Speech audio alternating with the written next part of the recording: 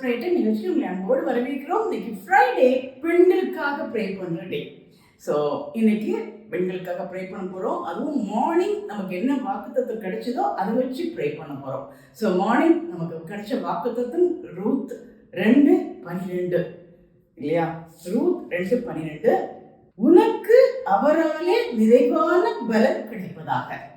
உனக்கு அவராலே நிறைவான பலன் கிடைப்பதாக. யாருக்கு? இஸ்ரவேலின் தேவனாகிய கர்த்தருடைய செட்டைகளின் கீழ் அடைக்கலமாய் வந்த உனக்கு.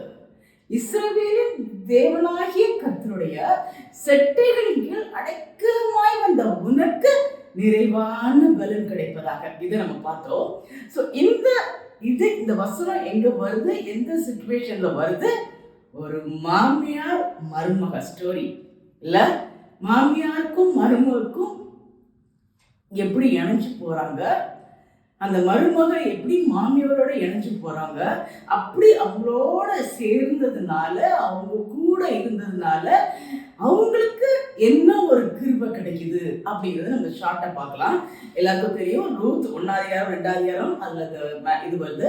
அதுல எலிமெலேக்குன்னு ஒருத்தர் இருக்காரு, ஒய்ஃப் நகோமி, அவருக்கு 2 மகன் பிறக்கிறாங்க. அந்த 2 மகனுக்கும் கல்யாணம் பண்ணி வைக்கிறாங்க.